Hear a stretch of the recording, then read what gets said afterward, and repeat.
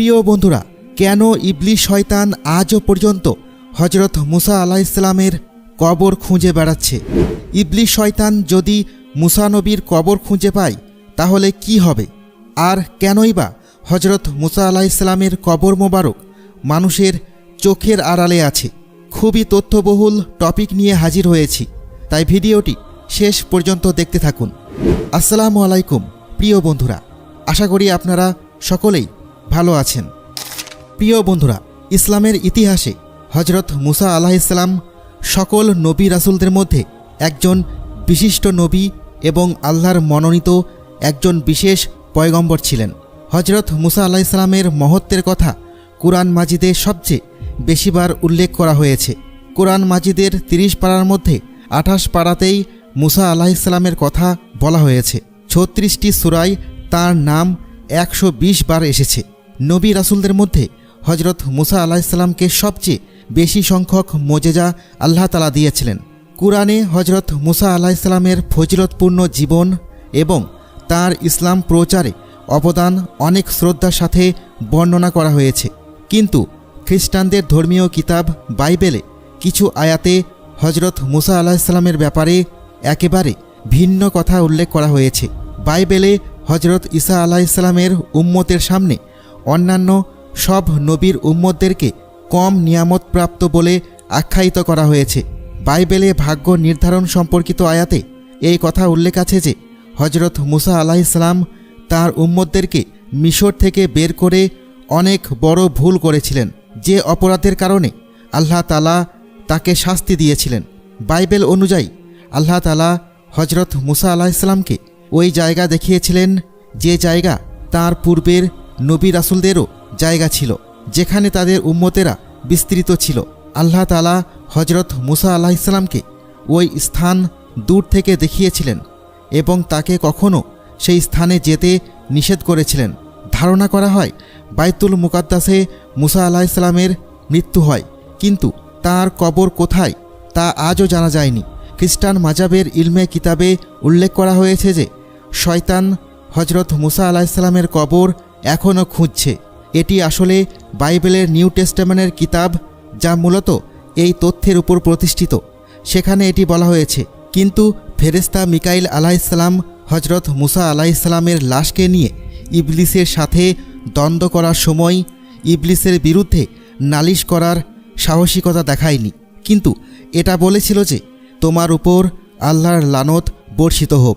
কিছু খ্রিস্টানদের মতে এই আয়াতকে কোনোভাবেই অবহেলা করা যায় না।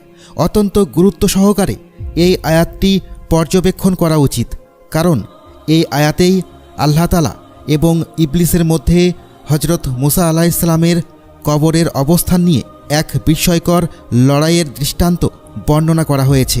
আর একদলের ভাবনা হচ্ছে এই রকম যে ইবলিস হজরত মুসা আলাইহিসসালামের কবর এই জন্য তালাশ করছিল যাতে করে সে তার দেহ মোবারককে কবর থেকে উঠিয়ে তার লাশের সম্ভ্রম ছিনিয়ে নিয়ে বেইজ্জতি করতে পারে।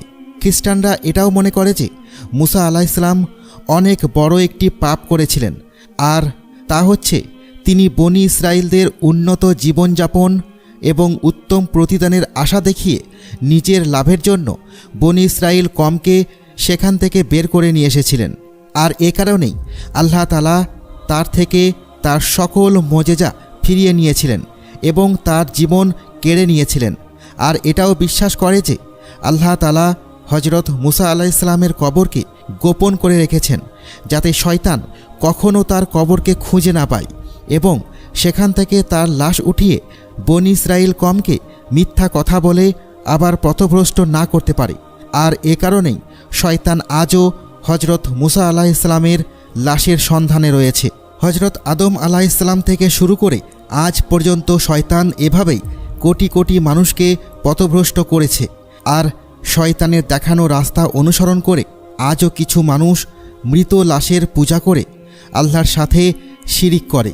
এই কারণেই আল্লাহ তাআলা হজরত মুসা আলাইহিসসালামের কবরের ঠিকানা এখনও পর্যন্ত গোপন রেখেছেন। ইসলামের ইতিহাসে কোথাও হজরত মুসা আলাইহিসসালামের রওজা মোবারকের সঠিক অবস্থানের ঠিকানা এখনও পাওয়া যায় না, কিন্তু কিছু কিছু কিতাব ও আয়াত রয়েছে যেখান থেকে মুসা আলাইহিসসালামের কবরের ধারণা পাওয়া যায়। যেমন বুখারী শরীফে বর্ণনা রয়েছে, হজরত আবু হুরায়রা রাদিয়াল্লাহু আনহু থেকে বর্ণিত হয়েছে, রাসূলুল্লাহ সাল্লাল্লাহু আলাইহি ওয়াসাল্লাম বলেছেন, মালাকুল মতকে মুসা আলাইহিসসালামের রূহ কবজ করার জন্য পাঠানো হয়েছিল। ফেরেশতা যখন তার কাছে এলেন, তিনি তার চোখে চড় মারলেন।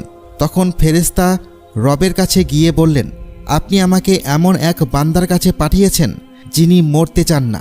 আল্লাহ বললেন, তুমি তার কাছে ফিরে গিয়ে বলো, সে যেন তার একটি হাত গরুর পিঠে রাখে। তার হাত যতগুলো পশম থাকবে, তার প্রতিটি পশমের বদলে তাকে 1 বছর করে আয়ু দেয়া হবে। মুসা আলাইহিসসালাম বললেন, হে রব, তারপর কি হবে? আল্লাহ বললেন, তারপর মৃত্যু। মুসা আলাইহিসসালাম বলেন, তাহলে এখনই হোক। তখন তিনি একটি পাথর নিক্ষেপ করলে যতদূর যায় বাইতুল মাকদিসের ততটুকু নিকটবর্তী স্থানে তাকে পৌঁছিয়ে দেওয়ার জন্য আল্লাহ তাআলার কাছে নিবেদন করেন। আল্লাহ রাসূল সাল্লাল্লাহু আলাইহি ওয়াসাল্লাম বলেছেন, আমি সেখানে থাকলে অবশ্যই পথের পাশে লাল বালুর ঢিলার কাছে তার কবর তোমাদেরকে দেখিয়ে দিতাম।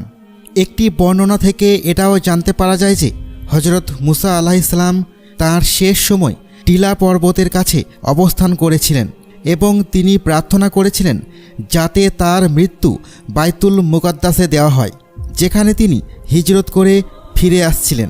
তিনি নিজের কওমদেরকে বলেছিলেন যাতে তাকে মৃত্যুর পরে বাইতুল মুকাদ্দাসে সমাহিত করা হয়, কিন্তু তাকদীর এরকমটা হতে দেয়নি। সে একটি পাথর ছুঁড়ে মারলে যত দূর যায় তার থেকে বেশি দূরে আর যেতে পারেনি।